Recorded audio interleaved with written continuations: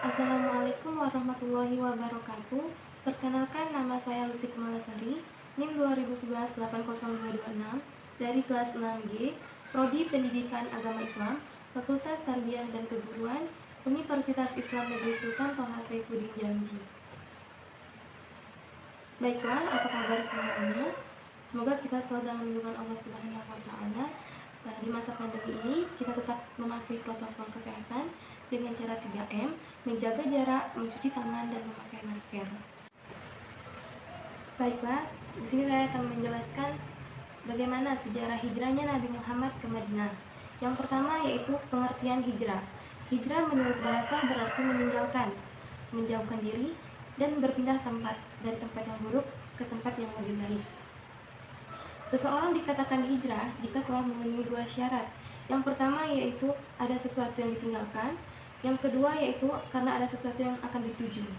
Dalam konteks sejarah, hijrah adalah kegiatan perpindahan yang dilakukan oleh Nabi Muhammad SAW bersama para sahabat beliau dari Mekah ke Madinah dengan tujuan mempertahankan dan menegakkan risalah Allah dan dakwah. Baiklah, di dalam hijrahnya Nabi Muhammad itu terbagi menjadi dua macam hijrah. Yang pertama yaitu hijrah makaniyah dan yang kedua yaitu hijrah maknawiyah. Hijrah makaniyah yaitu meninggalkan suatu tempat selama masa kenabian. Peristiwa hijrah makaniyah telah terbagi 3 kali, yaitu yang pertama hijrah ke Habasyah. Hijrah ke Habasyah sebagai hijrah pertama adalah hijrah yang dilakukan oleh sebagian sahabat Nabi. Mereka meninggalkan Mekah menuju Habasyah dalam rangka mencari tempat yang lebih aman. Karena di Mekah kaum musyrikin terus melakukan tekanan, intimidasi, dan tribulasi kepada para pengikut Nabi SAW. Hijrah Habasyah terjadi 2 kali. Nabi Muhammad tidak ikut serta hijrah ke Habasyah. Yang kedua yaitu hijrah ke Taif.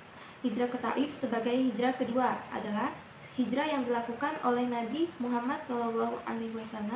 Nabi Muhammad meninggalkan Mekah menuju ke Taif karena kaum musyrikin semakin meningkatkan intimidasinya terhadap diri beliau. Setelah Abu Thalib, paman dan sekaligus penjamin beliau, telah meninggal, namun setelah sampai di Taif, ternyata Nabi justru diusir oleh para penduduknya. Yang ketiga yaitu hijrah ke Madinah, yaitu Yastrib. Hijrah yang ketiga adalah hijrah yang dilakukan oleh Nabi Muhammad SAW dan para sahabatnya. Hijrah ke Yastrib yang diubah namanya menjadi Madinah memberikan harapan besar kepada masa depan dakwah Islam. Rasulullah SAW bersama para sahabatnya berhijrah dari Mekah ke Yastrib yang belakangan kemudian diubah namanya oleh Nabi menjadi Madinah. Hijrah ini dilakukan pada abad ke-13 kenabian, 622 Masehi. Selanjutnya yang kedua yaitu hijrah maknawiyah. Hijrah ini dibedakan menjadi 4 macam, yaitu yang pertama hijrah i'tiqadiyah, yaitu hijrah keyakinan. Iman mengalami proses naik dan turun, kuat dan lemah. Terkadang iman bercampur dengan kemusyrikan dan terkadang iman berada dalam kemurnian. Maka hijrah meyakinkan mesti dilakukan bila keyakinan berada di tepi jurang kekufuran dan kemusyrikan. Selanjutnya hijrah fikriyah. Fikriyah secara bahasa berasal dari kata kafirun yang artinya pemikiran. Seiring berkembangnya zaman, kemajuan teknologi dan derasnya informasi seolah-olah dunia tanpa batas. Selanjutnya yaitu sejarah syu'uriyah. Syu'uriyah atau cita rasa, kesenangan dan kesukaan. Diri manusia sering terpengaruhi oleh kesenangan yang tidak sesuai dengan nilai-nilai Islam. Mereka lupa akan kewajiban-kewajiban yang diperintah oleh Allah Subhanahu wa Ta'ala dan Rasulnya. Maka hijrah ini mesti dilakukan ketika hati manusia cenderung kepada kesenangan yang tidak sesuai dengan Islam. Selanjutnya yaitu hijrah sulukiyah. Suluk berarti tingkah laku atau kepribadian, atau biasa disebut juga dengan akhlak. Akhlak mengalami perubahan berdasarkan perubahan nilai yang ada di dalam masyarakat. Selanjutnya yaitu sebab Nabi Muhammad melakukan hijrah ke Madinah. Ketika menerima ayat 94 yaitu surat Al-Hajr, Nabi Muhammad mulai berdakwah secara terang-terangan. Dakwanya mendapat respon keras dari kaum kafir Quraisy. Para pemimpin Quraisy menggunakan berbagai cara untuk mencegah dakwah Nabi Muhammad, namun selalu gagal, baik secara diplomatik, tawaran, dan kekerasan fisik. Puncaknya adalah embargo atau pemboikotan terhadap Bani Hashim yang merupakan tempat Nabi Muhammad berlindung. Pemboikotan berlangsung selama 3 tahun. Pemboikotan ini berhenti setelah kaum Quraisy menyadari bahwa apa yang mereka lakukan sangat keterlaluan.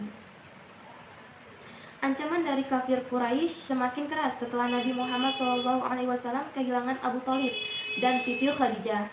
Pemimpin Quraisy terang-terangan menantang Nabi Muhammad karena menganggap kebangkitan Islam identik dengan kehancuran posisi sosial mereka. Kebangsawan mereka akan hilang dan hancur karena Islam mengajarkan persamaan derajat manusia. Sistem kepemimpinan bangsawan tidak ada diastrik. Hal ini juga menyebabkan Nabi Muhammad melakukan hijrah ke Madinah. Hijrah dianggapkan sebagai alternatif perjuangan untuk menegakkan ajaran Islam. Selanjutnya yaitu proses hijrah Nabi Muhammad ke Madinah. Umat Islam di Mekah mayoritas telah hijrah ke Madinah, kecuali Abu Bakar dan Ali bin Abi Thalib. Keduanya menemani Nabi Muhammad SAW sampai mendapat perintah dari Allah Subhanahu wa Ta'ala untuk berhijrah ke Madinah. Nabi Muhammad telah mempersiapkan hijrah hampir 2 bulan dengan perencanaan yang matang. Beliau menyiapkan rencana dengan melihat situasi dan kondisi di kota Mekah. Proses hijrah Nabi Muhammad dengan langkah sebagai berikut. Yang pertama yaitu Ali menggantikan Nabi Muhammad di tempat tidurnya. Sebelum turun perintah hijrah kepada Nabi Muhammad, beliau sudah menerima Abu Bakar untuk menemaninya. Setelah itu, Abu Bakar menyiapkan 2 ekor untanya yang diserahkan pemeliharaannya kepadanya, Abdullah bin Uraikis, sampai nanti tiba waktunya diperlukan. Ketika turun perintah hijrah dari Allah Subhanahu wa Ta'ala, Nabi Muhammad dan Abu Bakar meninggalkan Mekah secara diam-diaman untuk hijrah ke Madinah. Pada malam akan hijrah, Nabi Muhammad meminta Ali bin Abi Thalib untuk memakai mantelnya dan berbaring di tempat tidurnya. Nabi Muhammad SAW berpesan kepada Ali bin Abi Thalib setelah Nabi hijrah untuk ditinggal dulu di Mekah menyelesaikan barang-barang amanat orang yang dititipkan kepadanya. Yang kedua yaitu di Gua Sur. Selama di Gua Sur, Nabi Muhammad telah merencanakan secara matang untuk mengamankan proses hijrahnya. Antara lain, yang poin pertama yaitu Abdullah bin Abu Bakar mendatangi gua setiap malam dan menyampaikan berita tentang rencana dan kegiatan kafir Quraisy. Yang kedua yaitu Amir bin Fuhairah menggiring domba-domba gombalannya ke dalam gua pada malam hari, sehingga Nabi Muhammad SAW dan Abu Bakar bisa minum susu domba. Yang ketiga yaitu Abdullah bin Arikat Laitsi, seorang kafir yang dapat dipercaya dan bekerja sebagai pemandu yang diupah oleh Abu Bakar kembali Mekah, agar jejak kaki Abdullah terhapus oleh jejak domba-domba tersebut. Yang keempat yaitu, pada waktu itu Abu Bakar menawarkan satu dari unta itu kepada Nabi SAW sebagai hadiah. Yang kelima yaitu, dengan dipandu oleh Abdullah bin Arikat, mereka berdua memulai perjalanannya menuju ke Madinah. Amr juga menyertai perjalanan mereka. Selanjutnya yaitu yang ketiga di Suroka. Ketika itu Quraisy mengadakan sayembara dengan hadiah 100 ekor unta bagi orang yang dapat menyerahkan Nabi Muhammad SAW. Ketika terdengar bahwa ada rombongan 3 orang sedang dalam perjalanan, mereka yakin itu adalah Muhammad dan sahabatnya. Suraka bin Malik bin Jushum, salah seorang dari Quraisy, juga ingin memperoleh hadiah 100 ekor unta, tetapi ia ingin memperoleh hadiah seorang diri saja. Ia mengelabui orang-orang dengan mengatakan bahwa itu bukan Muhammad, tetapi diam-diam ia menyuruh pembantunya untuk menyiapkan kuda dan perlengkapannya. Ketika tidak ada orang yang melihatnya, ia segera memacu kendaraannya ke pesisir yang ditunjukkan orang tersebut. Suraka mengendarai kuda yang cepat sehingga ia bisa mengejar rombongan hijrah Nabi SAW tersebut dan jaraknya semakin dekat.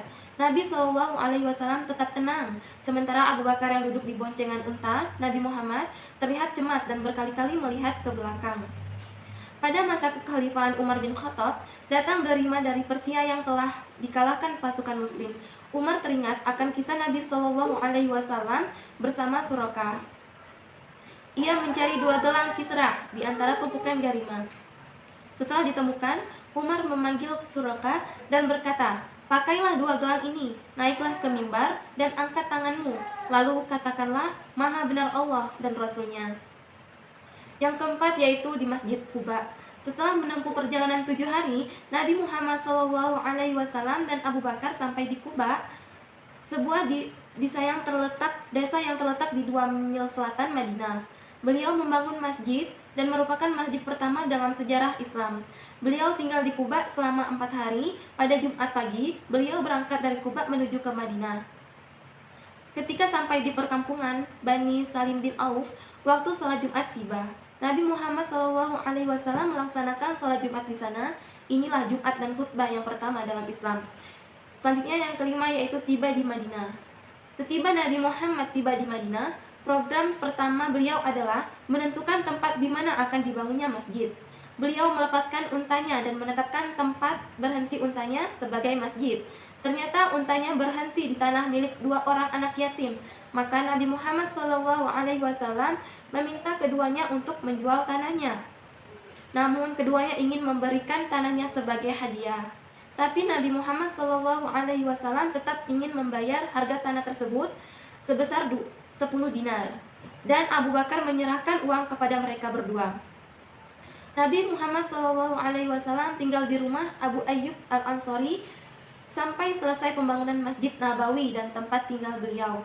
Seluruh sahabat bersama Nabi SAW ikut membangun Masjid Nabawi, sebagaimana mereka melakukan bersama-sama dalam pembangunan Masjid Quba.